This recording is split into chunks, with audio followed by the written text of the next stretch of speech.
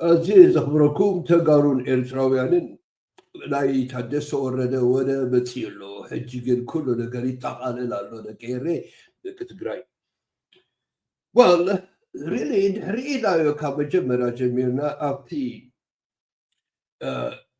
بريتوريا على مليون كيلو بليرو كتقراي تبنا هذا تصادقات هذا تجيتاتشو كان دما تحدث ورده أو كذا تايم تماهر بتيو تايم كيرو كم يكيرو بجو كلتيو أمور داتا نبدي سبعة مجلس يتاجون تاكل أو زقبرو شتارات ديرو يتاجون تاكل أنت مليس تقارب ناتاتهم راح يكقورو أخالون أي تفقدوا له استمرت أنقص الناس بعد مجرد تادس ورده لما تمريس لما تاين تادس ورده مريسامو الجكري أخلنا دقير because تنا more data نتناي مجمرتا نقرأ كذا كتقرأ نتادس ورده زمرت after team سلازنا الجكري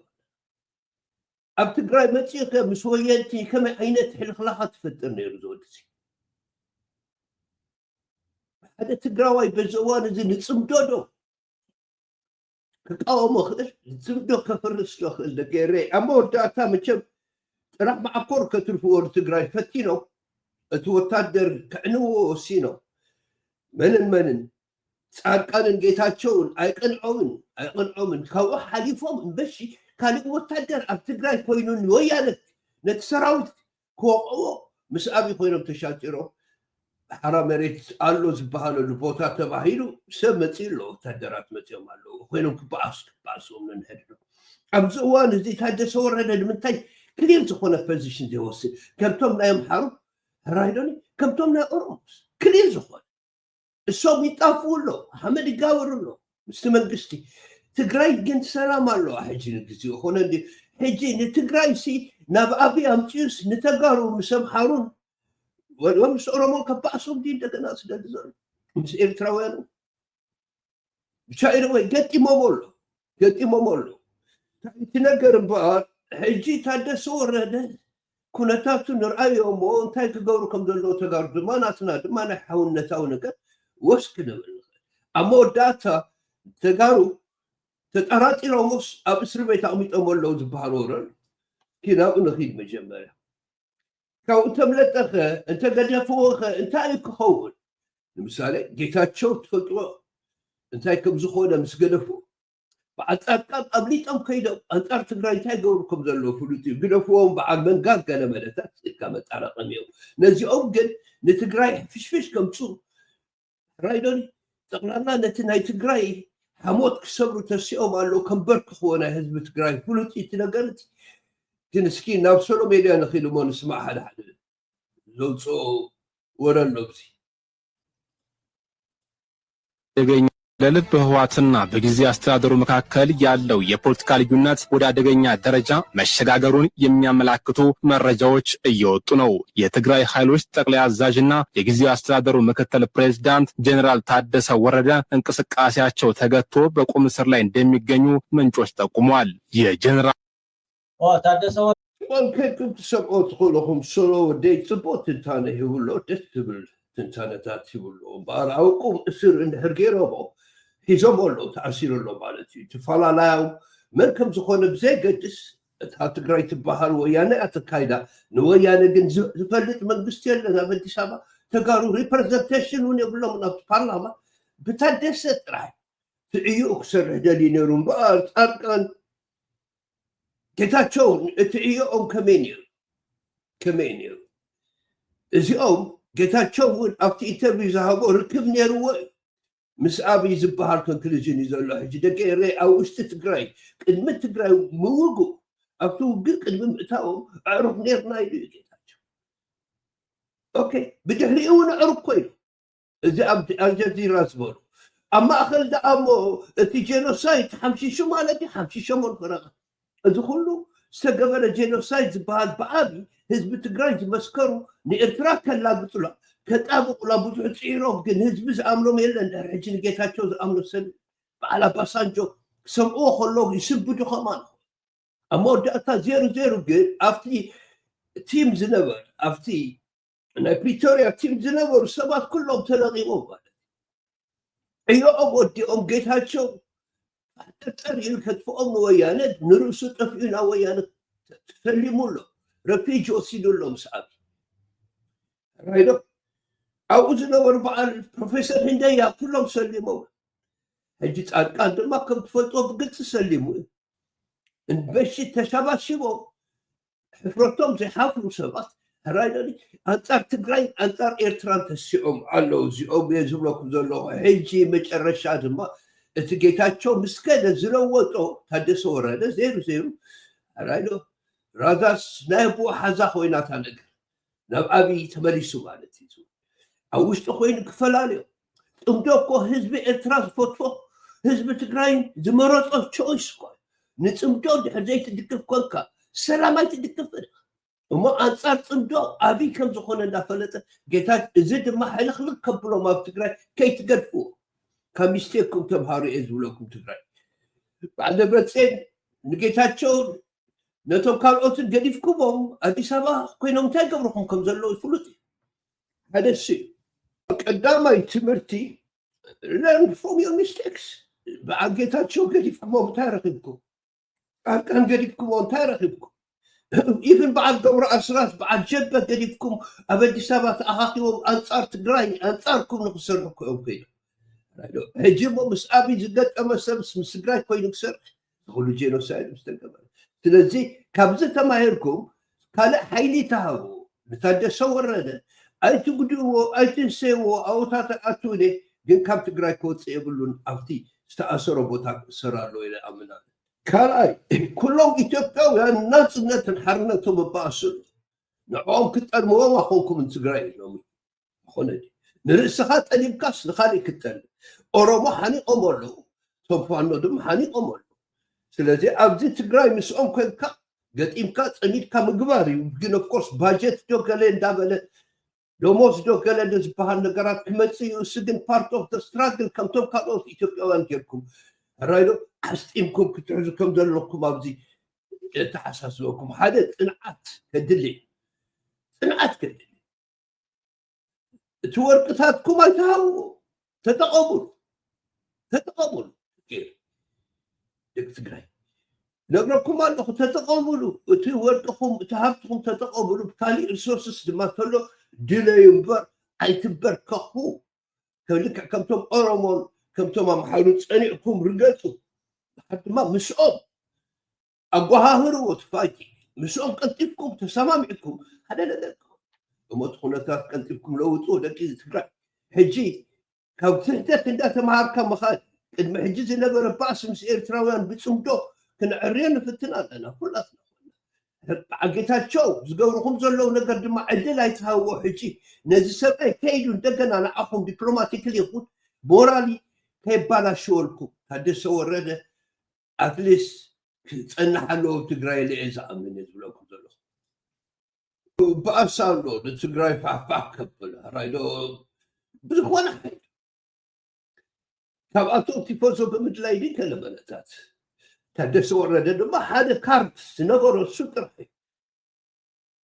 ተረኣኽቦ ከመይ ገይሩ እዩ እቶም ኣብ ፕሪቶሪያ ዝኸዱ ኩሎም ሰሊሞም ኦልሞስት ኩሎም ዳርጋ ሰሊሞም ሕጂ ምስ ታደሰ ወረደ ራብዓይ ማለት እኮ እዩ ኣብዚ ተያይዙ ዘለኹ ጻድቃን ኢልካ እቲ ጌታቸው ኢልካ እቲ ፕሮፌሰር ህንደያ ኢልካ ካልኦት እውን ኢሉ ኣነ ሕጂ ድማ ታደሰ ወረደ ኣብኡ ዝነበረ ቲም እዩ ናብ ኣዲስ ኣበባ ዝተኣኻኸብ ዘሎ ብናተይ ተሓሳስባ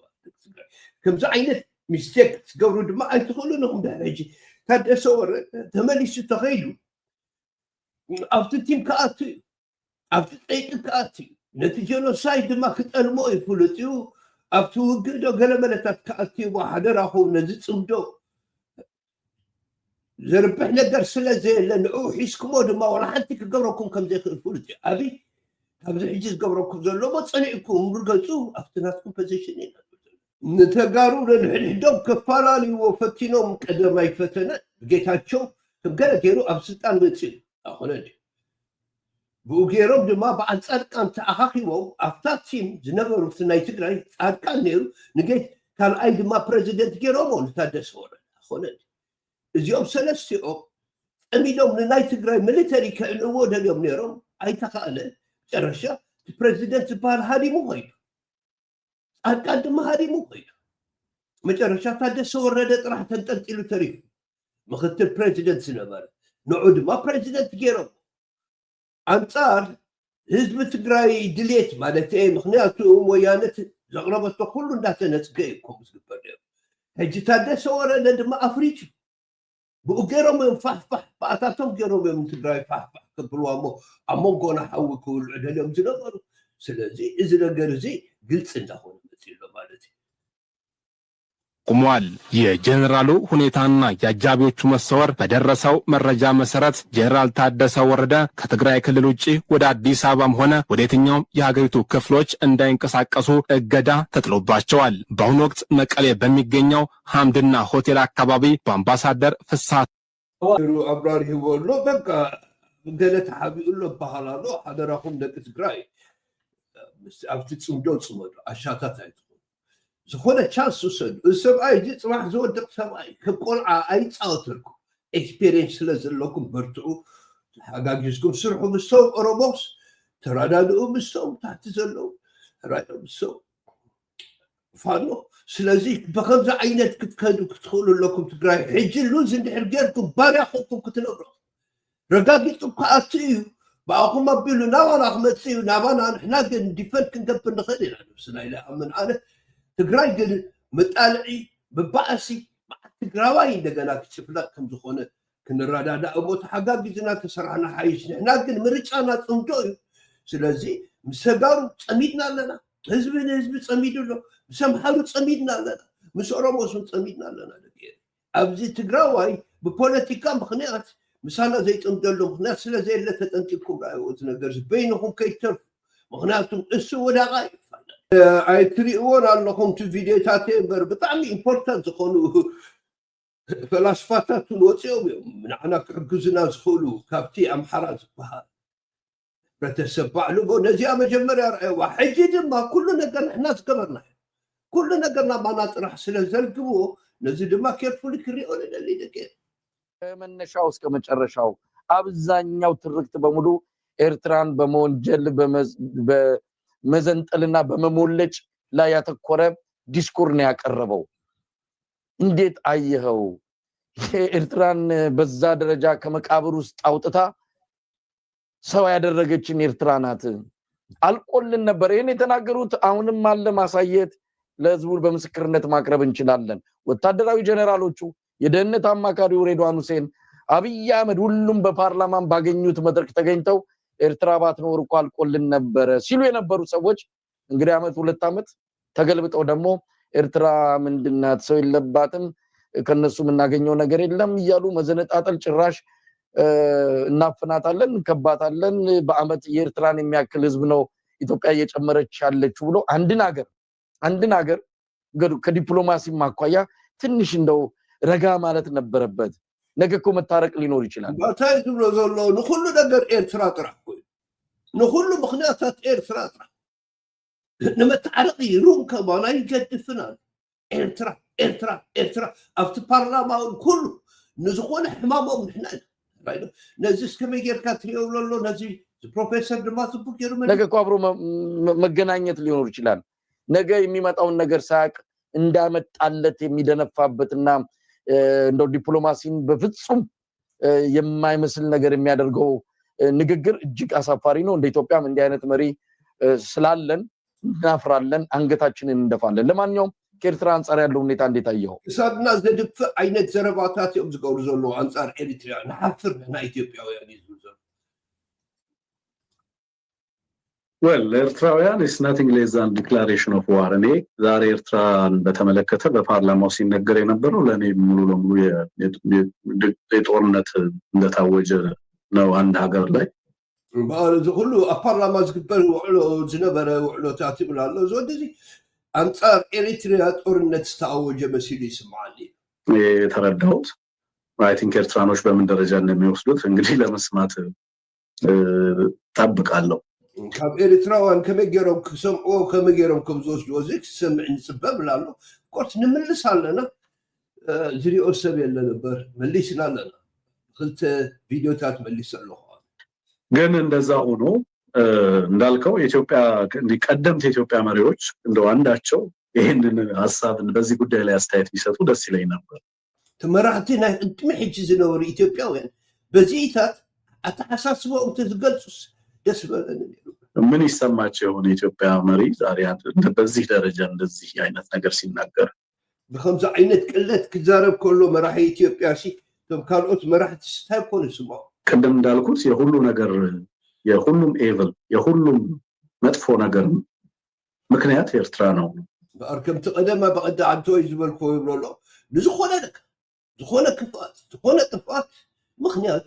ኤርትራ ይዝባል ዘሎ የነበረው ድምዳሜ የተያዘው ድምዳሜ አደገኛ ድምዳሜ የሁሉ ነገር አገሪቱ ውስጥ ላለው የብር ዋጋ እንኳን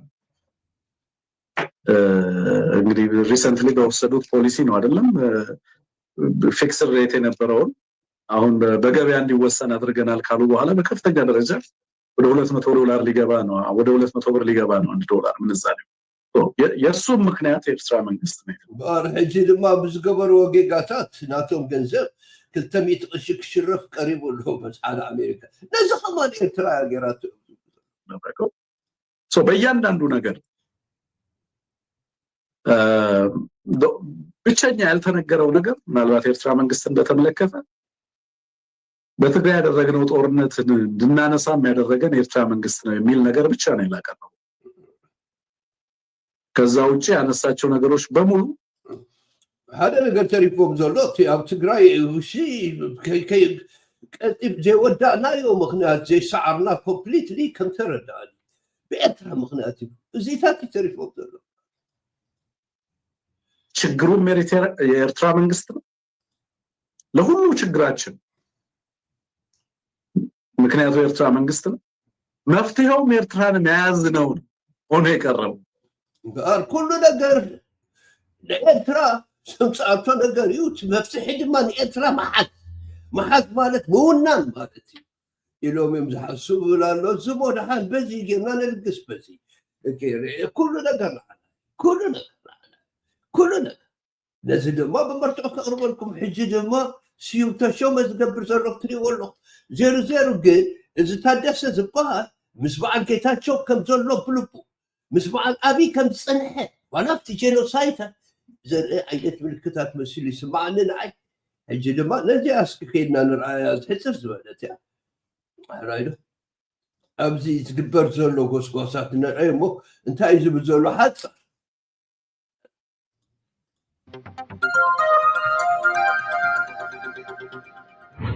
ዋይ ወያኔ ሞተች ብዝክብዘው ላይ ታውቃላችሁ ወይ ታውቃል ዋይ ወያኔ ሞተች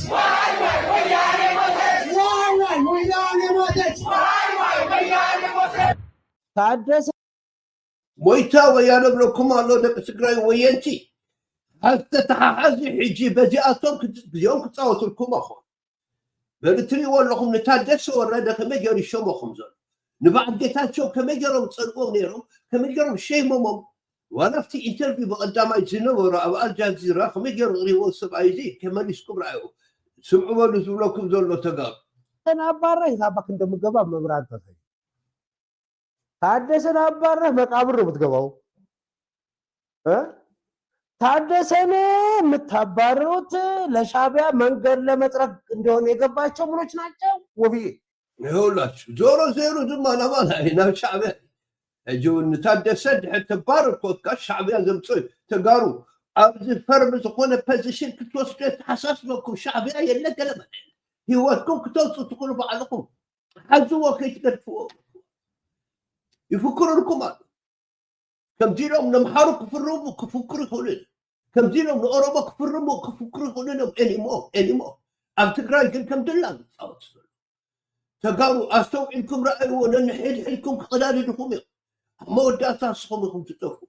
حجي تزي سليكم حجي اكسي تزي وسيلكم قدفوا تادس وراد زبال رايد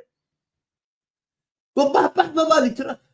فرم زخون ستاند وسدوا مساخوا بالله إثيوبيا وكل ما أيتحفروهم لتمكالوت አራመሬቶች የደጀኑን የማንጁስ እኔ ምን የደጀኑን ቤተመንግስት የማንጁስን ጽፈት ቤት የትግራይ ቲቪን ድምፀ ወያኔን ኤፍኤም ሬዲዮን በአንድ ቀን ይዘጉ ሰባሰው ማለ በሰባሰው ነው ይጸደረጃለችው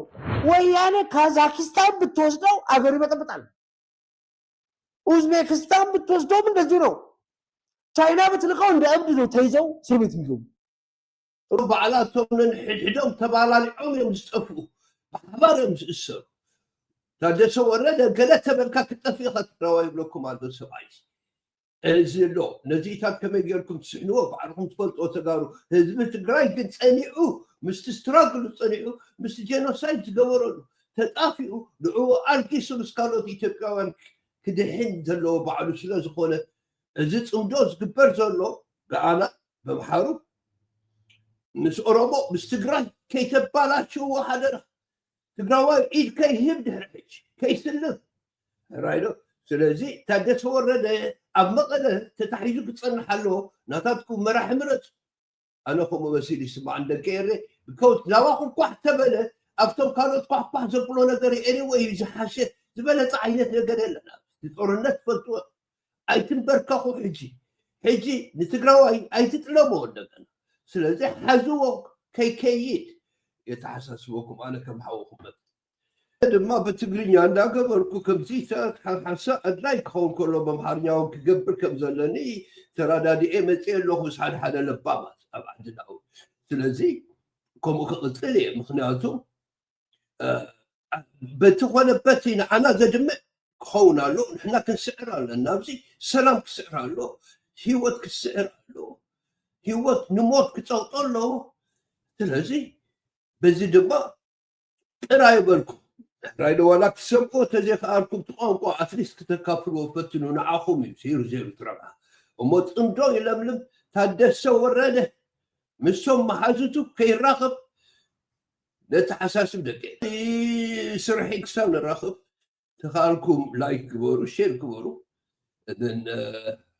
ادس سبات ما انا اليوم شقي مقراه عيد اللي نكيري تقرا اي تقرهو ده حجي مونيقنا انا كن مولك قطيفنا موت سلامنا كناتو اندابلكم عثمان عبد الرحيم اي تقراه اي فارك قرنتي قال عليكم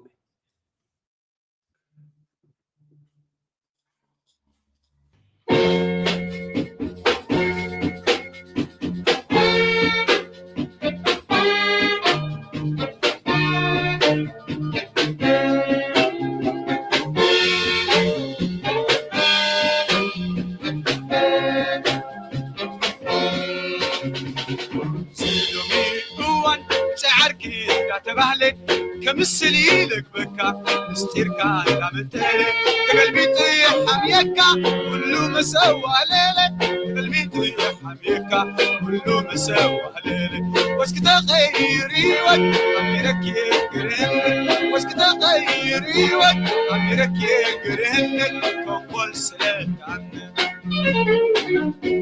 تعقست تمر كيسة حوي حابتيلة نخلهم كخبر نقسي أستوعيلك بعليه زح حسركم نفسي أقاليلك بعليه زح حسركم نفسي أقاليلك كم سبي زي ورح يوتي قطاطح كم سبي زي ورح يوتي قطاطح نابراي بتاعي كسباب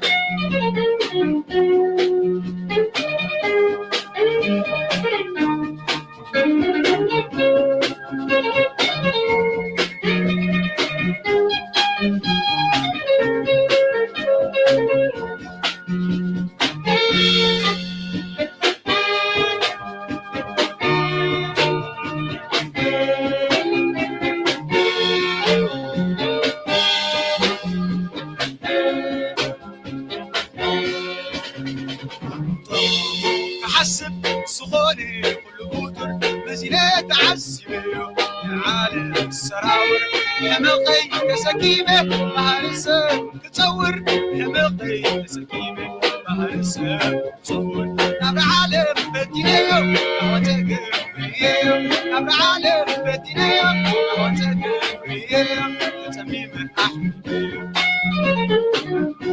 أطفال كنكر النتي درعي تبدلني نتنقل أحمقية وكيد آية تعني خيمة أعدنية أزغي تأشوني يا خيمة أعدنية أزغي تأشوني أي عالم بنا شبكي